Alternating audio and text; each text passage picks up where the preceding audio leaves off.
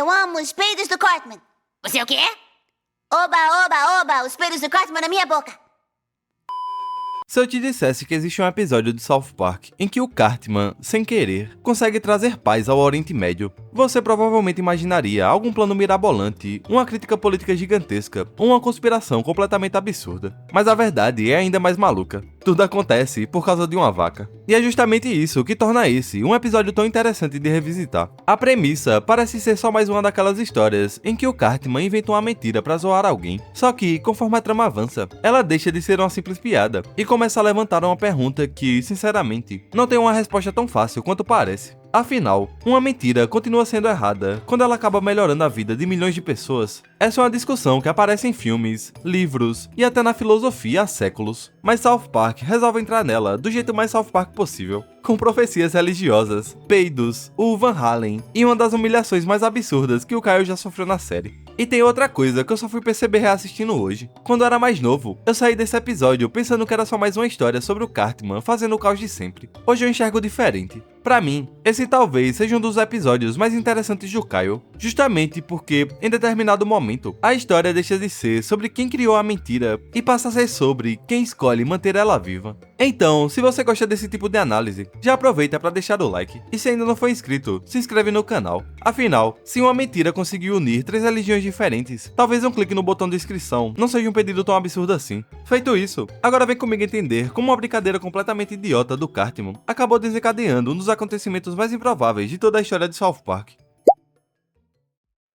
A história começa de um jeito simples. Durante o almoço na escola, Cartman entra no refeitório chamando a atenção e, pra surpresa de todo mundo, diz que precisa fazer um pedido de desculpas público ao Kyle. Ele explica que os dois haviam discutido no dia anterior, porque o Kyle afirmava que os humanos não eram os únicos animais que podiam ser ruivos. Cartman tinha debochado da ideia, mas agora admitia que estava errado. É uma cena engraçada, justamente porque o Cartman interpreta o papel do arrependido com um exagero cômico. Ele parece sincero demais, e isso já acende um alerta. Daí, logo em seguida, vem a prova. Cartman leva toda a turma até um pasto próximo da escola para mostrar a tal vaca ruiva. E lá está ela, uma vaca usando uma peruca vermelha, óculos, sardas desenhadas no rosto e manchas circulares pintadas pelo corpo. Não é uma maquiagem nada convincente, pelo contrário, a graça da cena tá justamente no fato de a fantasia ser tão mal feita que parece impossível alguém acreditar nela. Só que quase todo mundo acredita. Os alunos tiram fotos e saem correndo para mostrar a descoberta para mais gente. E, enquanto isso, Kyle é praticamente o único que enxerga o óbvio. Ele insiste que aquilo é uma mentira, que o Cartman claramente fantasiou a vaca, mas ele não liga.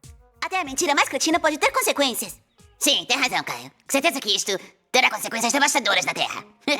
Então, do nada, jornais de vários países interrompem a programação para falar sobre a descoberta da vaca ruiva. E o exagero escala tão rápido que alguns apresentadores simplesmente tiram a própria vida ao vivo, convencidos de que o fim dos tempos chegou. Logo depois, Kyle é chamado à sala da diretora, e aí acontece uma das minhas piadas favoritas desse episódio, justamente por ser tão boba. Ao chegar lá, ele encontra 3 rabinos, vindos diretamente de Israel. A diretora e o Sr. McKay explicam que precisam de um tradutor, porque, aparentemente, só judeus entendem judeus.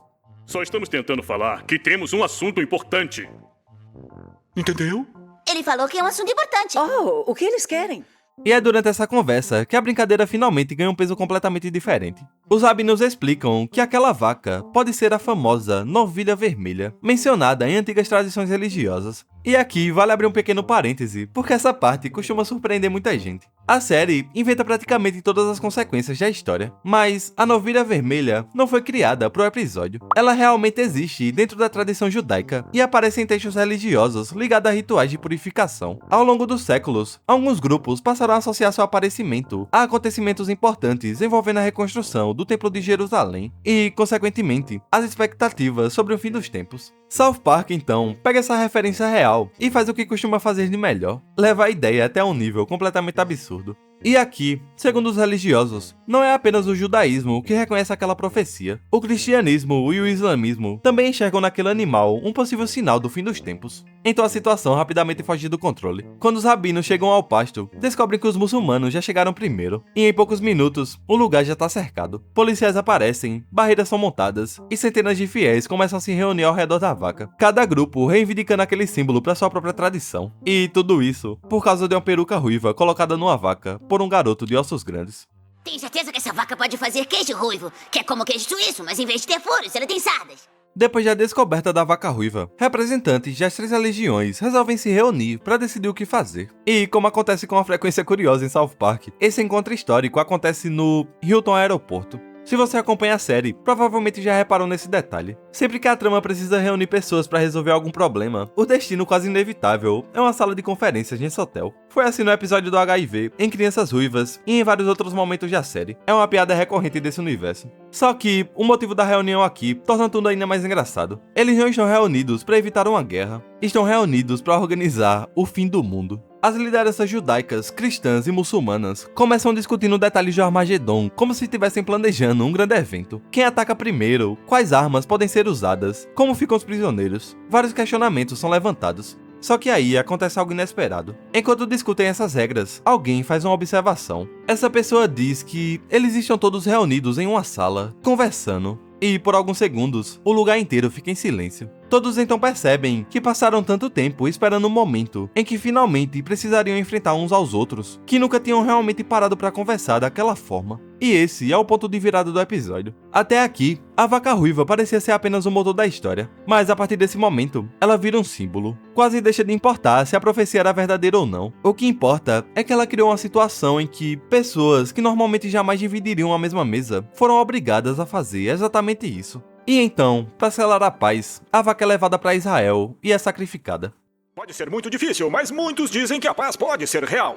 E tudo por causa de uma vaca ruiva descoberta por um garotinho nos Estados Unidos. E é exatamente quando a paz finalmente parece possível que a história muda de rumo. Depois que judeus, cristãos e muçulmanos começam a conviver em harmonia, o Cartman percebe que talvez tenha ido longe demais. Do nada, ele aparece todo engomadinho na casa do Kyle. Ele entra e diz que precisa confessar a verdade. Então admite que a vaca ruiva é falsa. Foi tudo inventado. Só que, obviamente, o Kyle já sabia disso. Mas, quando o Cartman diz que vai contar isso pra todo mundo, o próprio Kyle o impede. E essa inversão é excelente, porque ela muda completamente o conflito do episódio. Até esse momento, o Kyle representava a verdade, e o Cartman representava a mentira. Agora, os papéis praticamente se invertem. Cartman quer revelar o que aconteceu, já o Kyle passa a defender que a mentira continue existindo. E é difícil dizer que a decisão dele não faz sentido, até porque, como olhar pra um mundo que finalmente encontrou paz e dizer era tudo uma pegadinha? Kyle acredita que revelar a verdade significaria devolver ao mundo o ponto de partida. Se a mentira acabou produzindo um bem tão grande, talvez escondê-la seja o menor dos males. E é exatamente aí que o Cartman percebe que ganhou um poder enorme sobre ele. Se o Kyle quer manter o segredo, então ele vai precisar pagar por isso. Então,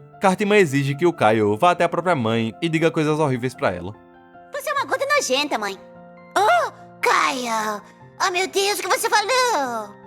Mas isso é só o começo. Nos dias seguintes, Cartman transforma o Kyle em praticamente um empregado seu. Ele carrega sua mochila, faz a sua lição de casa e ainda precisa repetir, em voz alta, que adora os peidos do Cartman. E, como se não bastasse a humilhação pública no corredor da escola, Cartman ainda faz questão de repetir a demonstração na sala do Sr. McKay. E é nesse momento que surge a pergunta: até onde alguém iria para defender aquilo que acredita ser o bem maior? Kyle aceita cada humilhação conscientemente. Ele poderia acabar com tudo em poucos segundos, bastaria revelar que a vaca é falsa. Mas toda vez que essa possibilidade aparece, ele escolhe suportar mais um pouco. E o mais interessante é que essa decisão não nasce do medo. Kyle não está sendo manipulado porque é covarde. Também não existe nenhum benefício pessoal envolvido. Muito pelo contrário, cada novo favor ao Cartman destrói um pouco mais sua reputação. Ele faz isso porque acredita, sinceramente, que está evitando outra guerra. E essa talvez seja uma das maiores demonstrações de altruísmo do personagem em toda a série. Kyle, na maioria das vezes, sempre foi o garoto que tenta fazer a coisa certa, mas normalmente existe alguma recompensa moral no final. Aqui, não. A única recompensa que ele espera é que milhões de pessoas continuem vivendo em paz, mesmo que isso custe sua própria dignidade. Bem, Kyle, conviver com uma mentira não é uma coisa boa, ok? Talvez você pudesse me contar. Eu amo os peidos do Cartman na minha boca. Eu amo. E, de alguma forma, a mentira continua funcionando. Depois do sacrifício da vaca, o episódio avança e mostra que a paz realmente se consolidou, e todas as religiões passam a compartilhar o novo símbolo, a logo do Van Halen, que junta o símbolo das 3 religiões e agora representa essa união improvável. Daí, logo em seguida, vemos um grande show da banda, com milhares de pessoas celebrando juntas, e a sequência vai mostrando imagens de fiéis reais ao redor do mundo, tudo embalado pelas músicas do Van Halen. Eu acho muito engraçado como South Park intercala cenas de animação com essas imagens reais. E também essa piada é muito aleatória. O episódio nunca tenta explicar porque justamente o Van Halen virou o símbolo da paz mundial. Ele só assume que, se judeus, cristãos e muçulmanos finalmente resolveram suas diferenças, a consequência mais natural possível é tornar a banda um símbolo disso. Mas, enquanto o resto do mundo comemora, Stan começa a perceber que existe alguma coisa muito errada acontecendo com o Kyle. Depois de ver um amigo carregando a mochila do Cartman, fazendo a lição dele e, principalmente, dizendo em voz alta que adora os peidos dele, Stan finalmente o confronta. Mas o Kyle desconversa, diz que tá tudo bem e que é apenas uma escolha pessoal. Só que essa resposta não convence nem o Stan e nem o Kenny, então os dois decidem investigar o que realmente tá acontecendo. Só que, naquela noite, a situação alavanca. Kyle sonha com a luz divina que aparece diante dele e lhe diz que, se realmente deseja cumprir seu propósito, precisa raspar a cabeça. Então, no dia seguinte, ele aparece completamente careca. E essa é uma transformação visual importante, porque, dali em diante, o Kyle deixa de parecer apenas um garoto suportando humilhações e começa a parecer alguém que acredita ter recebido uma missão. E, sendo assim, sua rotina continua. Ele segue fazendo favores pro Cartman, ouvindo piadas e inalando, sem reclamar, os seus peidos. Kyle, não faça isso. Não coma os peidos dele na frente de todo mundo. Pare, Kyle, por favor. E é nesse momento que o episódio muda o foco da sátira. Até aqui, parecia que a discussão era sobre mentira, religião ou paz mundial. Mas, aos poucos, fica claro que existe outro tema surgindo: o ego. Stan é o primeiro a perceber isso. Quando conversa novamente com Kyle, ele não tenta convencê-lo a revelar a verdade. Na real, o Stan reconhece que talvez um amigo realmente esteja evitando um conflito enorme. A crítica dele é bem mais sutil. Ele diz que o Kyle mudou, que, no começo, tudo aquilo era um sacrifício. Agora, parece uma espécie de identidade. E esse é o meu conflito favorito do episódio inteiro. Porque o Stan não tá dizendo que fazer o bem é errado. Também não tá dizendo que o Kyle deveria abandonar a paz mundial só pra preservar sua dignidade. O que ele questiona é em que momento alguém deixa de sofrer pelos outros e começa a gostar da imagem de ser a pessoa que sofre pelos outros. Pode parecer uma diferença pequena, mas ela muda completamente a leitura da história. Existe uma diferença enorme entre fazer um sacrifício porque ele é necessário e começar a enxergar esse sofrimento como prova da própria superioridade moral. E essa discussão é atemporal. É fácil encontrar situações em que alguém começa defendendo uma boa causa de forma sincera, mas, com o tempo, a atenção recebida, os elogios e a sensação de estar do lado certo acabam se tornando quase tão importantes quanto a própria causa. Isso acontece em redes sociais, em debates públicos e até em situações muito menores do dia a dia. Às vezes, sem perceber, a necessidade de ser reconhecido como uma pessoa boa começa a competir com a vontade de realmente fazer o bem. E eu gosto do fato de que South Park não aponta o dedo para um grupo específico. A série trata isso como uma fraqueza humana, algo que pode acontecer com qualquer pessoa. Kyle continua acreditando que tá salvando o mundo. O problema é que, aos poucos, salvar o mundo deixa de ser a única coisa que importa. Se quer comer peidos, Kyle, tudo bem, vai em frente. Mas você não pode comer peidos e ser um idiota. Então, na próxima cena, representantes das religiões voltam a se reunir em Israel para celebrar o sucesso da profecia. E o Cartman também tá lá, junto com o Kyle, que agora é conhecido como Come Peido. E, para garantir que o segredo continue guardado, ele aceita mais uma humilhação pública. Diante da multidão, ele sobe no palco para receber mais um peido na cara. Enquanto isso, Stan decide que aquilo foi longe demais. Ele aparece no telão e tenta contar toda a verdade. Diz que a vaca nunca foi ruiva, que tudo começou como uma pegadinha. Mas Kyle o interrompe. Ele liga pro Stan e implora para que ele pense nas consequências. Lembra que milhões de pessoas estão vivendo em paz, que revelar a verdade agora destruiria tudo que foi conquistado. E é aqui que acontece a conversa mais importante do episódio. Quando Stan confronta ele, Kyle tenta justificar tudo o que tá fazendo, dizendo que é como Gandhi. Até porque, se o sofrimento dele tá mantendo a paz mundial, então talvez aquele sacrifício faça parte de algo maior. Mas o Stan rebate. Ele diz que Gandhi não passava fome pensando: olha como eu sou incrível por estar me sacrificando. O problema não é o sacrifício, é o quanto Kyle passou a gostar da imagem de estar se sacrificando. Então, ao ouvir isso, ele percebe que o amigo tem razão. Admite que talvez tenha deixado a postura de Marty subir a cabeça. Pede desculpas e promete continuar protegendo a paz, mas sem alimentar o próprio ego. Então, depois dessa conversa, Stan muda de ideia. Ele mente pra todos e diz que a vaca ruiva é real. E, por alguns segundos, parece que tudo vai continuar como está. Parece que South Park vai terminar defendendo que, às vezes, uma mentira realmente pode ser justificada pelo resultado. Só que aí acontece o último plot twist. Quando tudo parece resolvido, a cerimônia é interrompida por uma revelação inesperada. Afinal, a profecia nunca dizia que uma vaca ruiva surgiria milagrosamente para trazer a paz. E sim dizia que um garoto gordo, de pinto pequeno, pintaria uma vaca para parecer ruiva. Sim, depois de quase 20 minutos discutindo religião, ética e guerra, South Park revela que a profecia milenar sempre esteve falando da pegadinha do Cartman. E eu adoro essa quebra de expectativa, porque ela resume perfeitamente a forma como a série constrói suas histórias. Ela consegue fazer você embarcar numa discussão gigantesca e, no instante seguinte, derruba tudo com uma piada boba. Não, a profecia é que um dia um gordinho com pinto pequeno ia pintar uma vaca para ela parecer ruiva. Não que uma porra de uma vaca fosse descer do céu. E o problema é que, para convencer todo mundo de que a profecia realmente se cumpriu, bastou Cartman admitir que foi ele quem pintou a vaca. Só que isso também significa admitir que a profecia estava descrevendo ele como um garoto gordo, de pinto pequeno. E é claro que ele recusa. O Kyle até implora para que ele conte a verdade, explica que a paz realmente foi alcançada e que tudo depende daquela confissão. Mas o Cartman prefere deixar o mundo inteiro voltar ao caos, a ferir o próprio ego. Caio, você tinha razão. Veja agora que pequenas mentiras podem ser destruidoras. Mas é verdade. Não, não é, Caio. Eu tenho um pinto enorme. E eu acho esse final genial, porque ele fecha perfeitamente o arco dos dois. Durante o episódio inteiro, o Kyle sacrifica a própria dignidade, acreditando que tá salvando o mundo. Pra, no fim, todo esse esforço depender exclusivamente do Cartman, que escolhe preservar o orgulho em vez da paz mundial.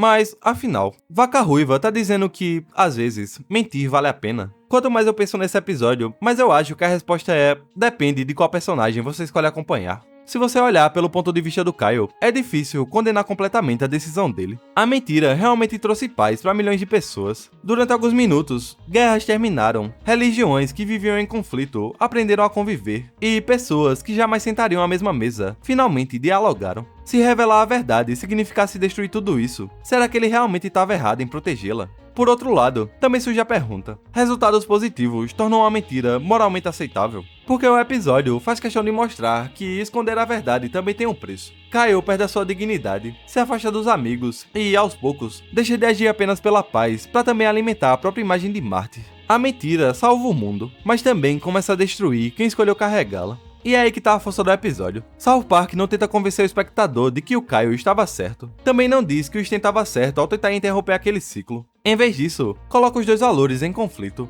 De um lado, a honestidade. Do outro, as consequências práticas daquela honestidade. Dependendo de qual princípio você considera mais importante, a sua conclusão sobre o episódio pode ser completamente diferente.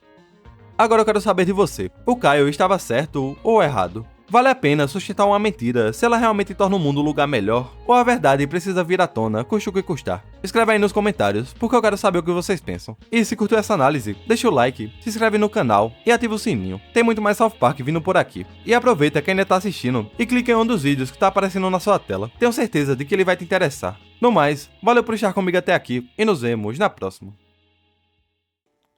Você gosta do cheiro? Do gosto deles? Isso? São tão bons assim? São.